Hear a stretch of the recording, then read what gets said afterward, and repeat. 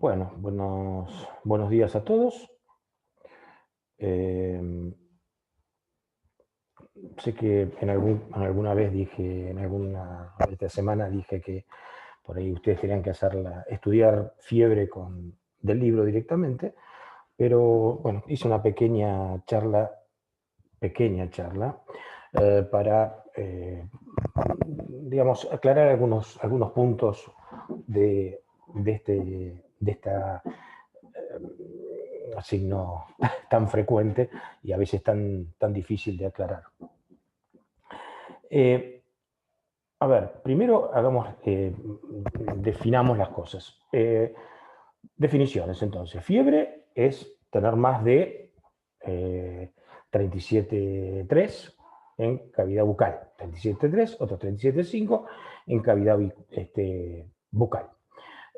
Síndrome febril es fiebre más un cuadro general de astenia, de adinamia, de dolores articulares, dolores musculares, eh, algo de astenia mental, digamos, o sea, dificultad para desarrollar actividades cognitivas. Entonces, eso es fiebre más todo un síndrome sistémico eh, que condiciona el síndrome febril. ¿Qué es hipertermia? Hipertermia es una temperatura de más de 41,5 grados. ¿Qué tiene de diferente? A ver, eh, mientras que la temperatura esté controlada por el hipotálamo, el cuerpo no es tarado, sabe que si se pasa de esa temperatura, se produce lesión por calor. Entonces, mientras que esté controlada por el hipotálamo, el cuerpo no va, el organismo no va a superar 41,5 grados, luego de lo cual comienza a haber lesión de las proteínas. Ahora, si la temperatura que se eleva no está controlada por el hipotálamo, o sea, está generada o porque se produce más calor o porque se recibe calor de afuera y no se puede eliminar, entonces la temperatura puede subir, digamos, en forma no controlada y generar un episodio de hipertermia. Lo otro para definir es cuál es la temperatura normal. Nosotros tenemos, digamos, varias temperaturas, o sea, tenemos una temperatura central. La temperatura central sería una temperatura medida en la aurícula izquierda, es una temperatura que se mide obviamente exclusivamente en forma en proceso de investigación y, digamos, la consideramos normal de 37 más menos 0,5 grados centígrados. La temperatura axilar. La temperatura axilar es dentro de las diferentes tipos de temperatura, es la que en general es más variable y la que tiene el número más bajo, que es 36,2 más menos 0,4. La temperatura rectal, 37,1 más menos 0,4, y la temperatura bucal, 36,8 más menos 0,4. Muy bien. Por encima de eso empezamos a hacer registros de fiebre. Por eso cuando hablamos de fiebre, hablamos de temperatura central, 37 grados más menos 0,5, por lo tanto fiebre es 37 grados, 5, más de 37,5 grados. Muy bien. Digamos, después, ¿cómo es el manejo, el control de la temperatura? El cuerpo genera temperatura, genera calor. Genera calor como un desecho, digamos, del proceso metabólico. Proceso metabólico útil hace una producción de ATP. Esto además genera calor. Entonces, ese calor se podría eliminar simplemente o utilizarlo. Y el organismo lo utiliza generando una temperatura estable, permanente, lo cual permite dos cosas. Primero, poner a todas las enzimas en un nivel de temperatura óptimo. Y segundo, al tener, digamos, los ganglios de sangre caliente, esto les permite, al generar su propio calor, les permite mantenerse en actividad con enzimas en actividad, aun cuando la temperatura exterior sea muy baja. ¿Cómo se genera la temperatura? Se genera fundamentalmente en condiciones normales a través del metabolismo hepático. Es la primera fuente de calor en condiciones basales, a la cual se agrega la actividad muscular. Cuando se comienza a hacer ejercicio y los músculos comienzan a generar movimiento, se consume ATP y eso hace que se genere una cantidad importante de calor. Cuando esa temperatura o ese calor, mejor dicho, se necesita perder porque el organismo está generando digamos, un balance positivo de calor, por lo tanto tiene que eliminarse. ¿Cómo se elimina? El calor se difunde a través del cuerpo, a través de la sangre, entonces la sangre o se pone superficial cuando tenemos que eliminar calor, entonces se produce una vasodilatación superficial, la sangre va a la zona superficial y se pierde. Si debemos ahorrar calor, se produce una vasoconstricción superficial, la sangre pasa por debajo del sólido subcutáneo y es como si nos pusiéramos un abrigo, o sea, generamos a través de la grasa y la piel una barrera para la pérdida de calor. Después vamos a ver que hay otros elementos. Y tenemos además, cuando nosotros queremos perder calor, además de la piel que se vasodilata y por lo tanto tenemos sangre caliente, digamos, en la superficie de la piel, tenemos varias formas de pérdida de calor. Hay dos, una más bien que no tiene demasiada importancia, que es la convección, o sea, la capacidad de calentar el ambiente o elementos a distancia, o la evaporación. La evaporación es probablemente la forma más práctica y la más útil en la pérdida de calor. Entonces, las glándulas sudoríparas mojan la piel y este líquido, esta sudoración, cuando se evapora, pasa de líquido a gaseoso y enfría la superficie sobre la cual está. Esta es una forma de perder calor extremadamente efectiva. Yo les digo a ustedes que en cualquier momento que tengan calor, ustedes se mojan permanentemente y se ponen frente a un ventilador. Y en un rato van a ver que empiezan a tener frío a pesar de una temperatura exterior importante. Entonces, tenemos una producción de calor a través del hígado y de la parte muscular, una pérdida de calor a través de la piel.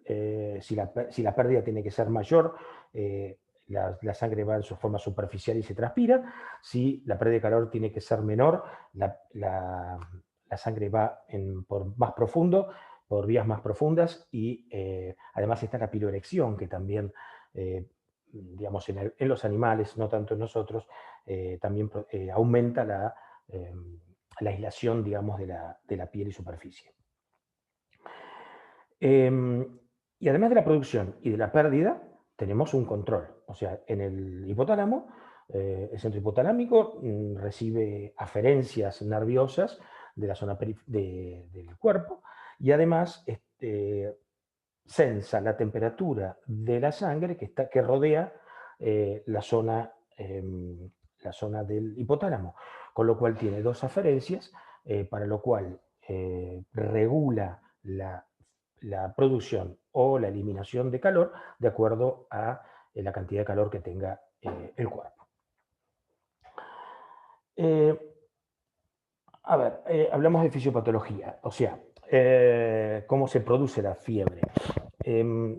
Nosotros hablamos de pirógenos exógenos y citoquinas y endógenos. Antes se decía pirógenos exógenos y endógenos. Los pirógenos exógenos son obviamente pirógenos que vienen de los virus, de las bacterias, de los hongos, o sea, sustancias proteicas que entran al cuerpo, van a la sangre y generan una reacción a nivel hipotalámico que produce calor. Las citoquinas endógenas, antes bueno, antes se las llamaba, como les decía, los pirógenos endógenos, en realidad son mediadores, interleuquinas, citoquinas, que lo que hacen es transmitir a veces ese estímulo al hipotálamo de una zona infectada o a través de la liberación en un proceso bacteriano o viral, o muchas veces en procesos no infecciosos, inmunológicos, inflamatorios, por traumatismo, calor, etcétera. Esas citoquinas endógenas también viajan hasta la zona del hipotálamo y generan un cambio para aumentar la temperatura. ¿Cuál es ese cambio? Es llegar al endotelio del hipotálamo. Antes se pensaba que todas estas citoquinas entraban, aparentemente no. Al llegar reacciona sobre el endotelio hipotalámico y ese endotelio hipotalámico genera una producción de prostaglandinas. Esas prostaglandinas pueden ser locales alrededor del hipotálamo, lo cual, digamos, resetea el hipotálamo, ahora lo vamos a explicar, o sistémicas, y probablemente esas prostaglandinas sistémicas sean las responsables del resto del síndrome febril. Esta producción de prostaglandina E2 a nivel local aumenta la producción de AMP cíclico, y este AMP cíclico, digamos, regula o, como decíamos, resetea el hipotálamo. Supongamos que hay un cuadro infeccioso, hay pirógenos exógenos, esos pirógenos exógenos también liberan citoquinas endógenas, llega al hipotálamo, se produce prostaglandina E2 en forma local, esto aumenta el AMP cíclico, y ¿qué es lo que pasa? El centro termorregulador hipotalámico se resetea de 37,5 central a 39,5, 37,5 grados a 39 grados. Entonces, cuando se resetea el hipotálamo, el centro termorregulador, el cuerpo dice, a ver, nosotros tenemos que estar en 39 grados y estamos en 37,5. Entonces, da sensación de frío, el hipotálamo comienza a guardar calor, el paciente se pone con piloerección, se pone pálido y comienza a tener escalofríos. Esos escalofríos son contracciones tónicas o clónicas musculares. Cuando yo tiemblo es clónica, y esa producción de calor a nivel muscular, porque obviamente el calor hepático no se puede aumentar a voluntad, entonces sí el muscular, que en definitiva aumenta la producción de calor, una producción de calor que no se pierde, la temperatura sube, la temperatura corporal sube a 39 grados, y ahí es cuando nosotros dejamos de temblar, porque llegamos a la temperatura que supuestamente es la indicada, no, supuestamente no, es la indicada por el hipotálamo para ese momento en el cuerpo. Muy bien, si vamos a suponer que nos dan una aspirina, un ibuprofeno, un paracetamol, o simplemente disminuye o desaparece el estímulo de citoquinas endógenas, el hipotálamo, el centro termorregulador hipotalámico baja, digamos, otra vez a 37,5. Entonces yo tengo el cuerpo a 39 grados y el termostato bajó a 37,5. Tengo un exceso de calor, corporal, con lo cual de pronto siento calor, me saco todas las sábanas, empiezo a transpirar, me vasodilato, o sea, me pongo colorado, caliente, me vasodilato y pierdo temperatura hasta que la temperatura llega otra vez a, pierdo calor y la temperatura llega otra vez a 37,5. En ese momento dejo de transpirar y todo vuelve a un equilibrio. Bien.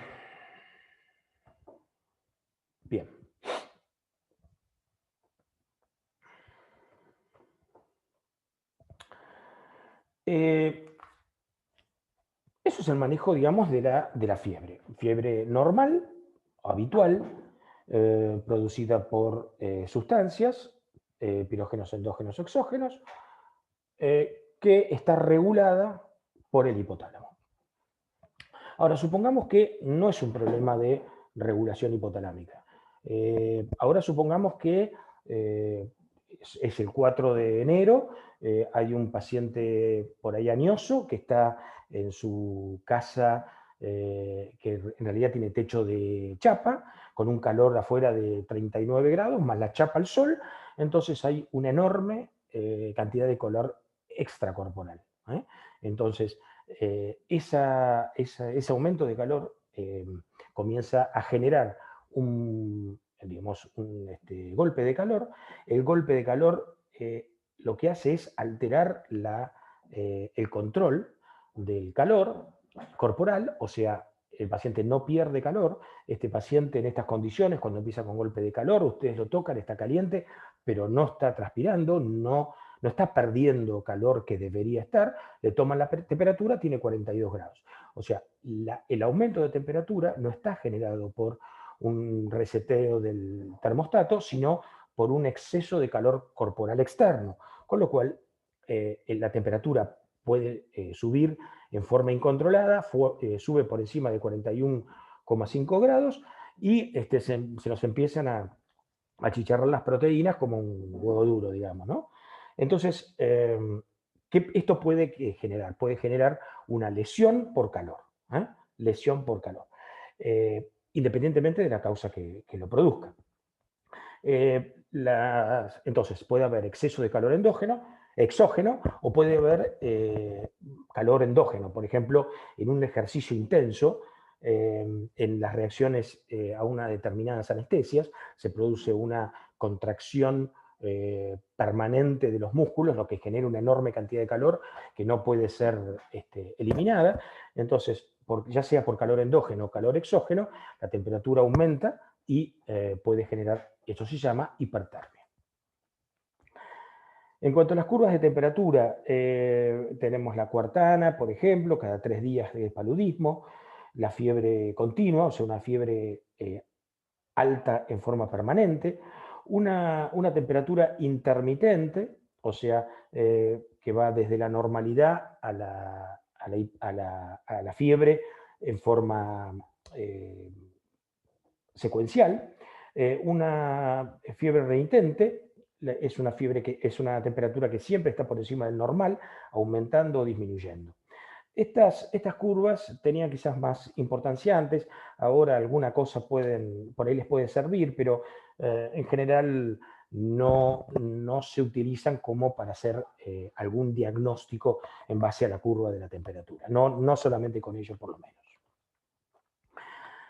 Y después vamos a decir la semiología de la fiebre, o sea, cómo manejamos semiológicamente este manejo de la temperatura. Primero, cómo la medimos. Como dije, la mejor medición tendría que ser una medición central, que sería aurícula izquierda, no es fácil medirlo. Después tenemos una medición bucal. La temperatura bucal, se pone el termómetro debajo de la lengua, se apoya la lengua y se cierra la boca. ¿Esto cuál es el punto que tiene? Es que ustedes necesitan un termómetro por paciente. Obviamente no se pueden cruzar los termómetros. Después tenemos la temperatura rectal, es una temperatura quizás un poco más exacta con respecto a la temperatura central, digamos, igual que la bucal, pero digamos, tiene un problema de, a veces hay un exceso en el intestino, la materia fecal puede generar algo de calor y eso, digamos, falsear un poco la medición. Hasta ahora la bucal entonces es la mejor. Hoy en día tenemos ahora temperatura que se puede medir a nivel timpánico, también es representativa. Y finalmente la axilar, que es la que nosotros habitualmente usamos. Es la más, digamos, es la más inexacta de todas. ¿Por qué? Porque en realidad está tomando la temperatura de la piel. Entonces, la piel puede estar, la superficie vasocontraída, puede estar fría, puede estar mojada y eso cambia totalmente la temperatura. Entonces, para hacer un registro lo más certero posible, la axila tiene que estar seca, o sea que antes de tomar la temperatura hay que secar la axila, hay que cerrar el brazo fuerte, a veces sostenerlo para que el termómetro esté en contacto con las dos caras, digamos, de la axila y dejarlo ahí el tiempo suficiente. Bien. Después la temperatura diferencial. Es una temperatura que se utilizan más los cirujanos como manifestación de un cuadro inflamatorio intraabdominal, en la cual dicen que una temperatura axilar con respecto a la rectal, si la rectal tiene más de 1 grado de diferencia con la axilar, el paciente tiene temperatura diferencial y es un dato a favor de un proceso inflamatorio intraabdominal. Con respecto al escalofrío, lo que llamamos bacteriemia, el escalofrío cuando es por la temperatura es un escalofrío y cuando es por liberación brusca de pirógenos, es un escalofrío violento, no es temblar un poquito. El paciente hasta se le mueven los brazos y las piernas, tiene movimientos muy importantes, no los puede controlar. Habitualmente esto está pasando mientras que se está generando el aumento de la temperatura previo al síndrome febril. Muchas veces en ese momento, cuando ustedes lo tocan, el paciente está frío. ¿Por qué? Porque está en la etapa en la cual está vasocontraído tratando de generar calor. Entonces es típico que dice, no, debe tener fiebre, ustedes le ponen la temperatura axilar y tiene 34 grados. O sea, al revés, está vasocontraído, la piel está vasocontraída y por lo tanto la temperatura superficial es más baja, no solamente no es más alta.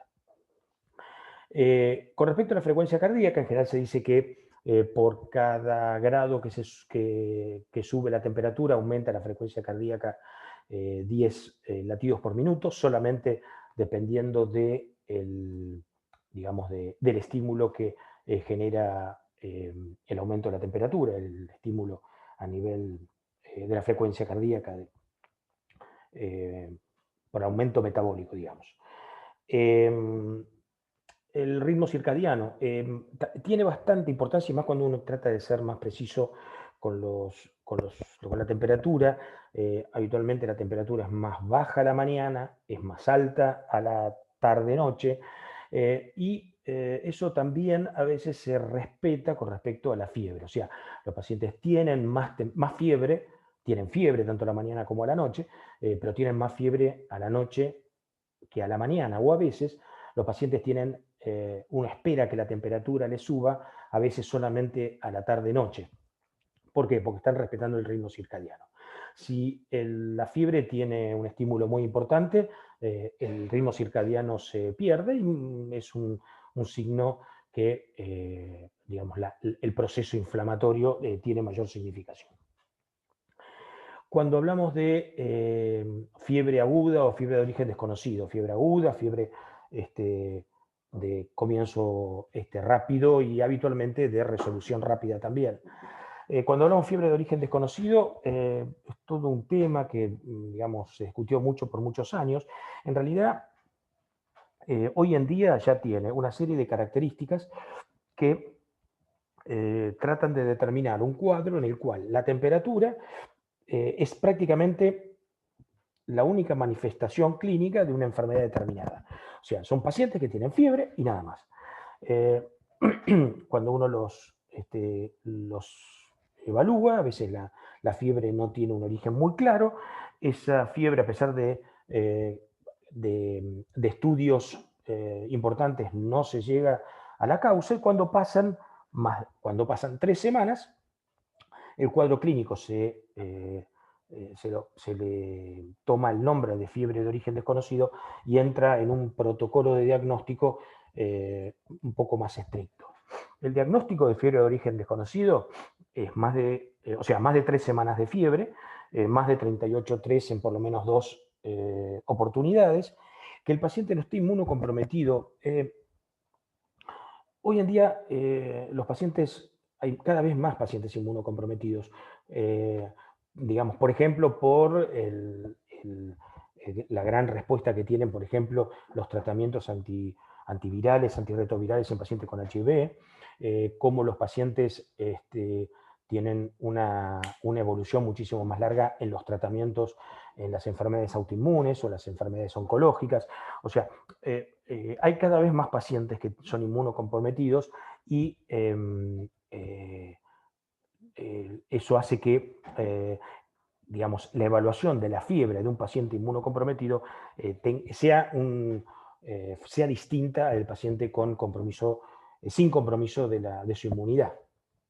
Las etiologías cambian, las manifestaciones clínicas cambian, entonces, para hacer fiebre de origen desconocido, descartamos los pacientes inmunocomprometidos, los cuales, a su vez, pueden no tener temperatura. El paciente inmunocomprometido puede tener una infección importante y no desarrollar fiebre. Y los pacientes ancianos también a veces tienen un cuadro infeccioso importante. Recuerden los que yo les digo, muchas veces la única manifestación son alteraciones del estado de conciencia o episodios de desorientación temporoespacial. Ustedes le toman la temperatura, no tiene temperatura, dicen, bueno, algo infeccioso no tienen, le hacen un sedimento urinario, tiene una infección urinaria, le tratan la infección urinaria y le arreglan el estado de conciencia. O sea, muchas veces los pacientes ancianos desarrollan manifestaciones de un cuadro infeccioso que no es la fiebre. Bueno, muy bien. Al final fue un poquito más largo de lo que pensaba. Espero que les sea útil. Esto es un pantallazo. Como siempre les digo, después vuelvan al libro, que no muerde. Y bueno, cualquier duda, cualquier cosa me avisan. Un gusto. Muchas gracias. Hasta luego.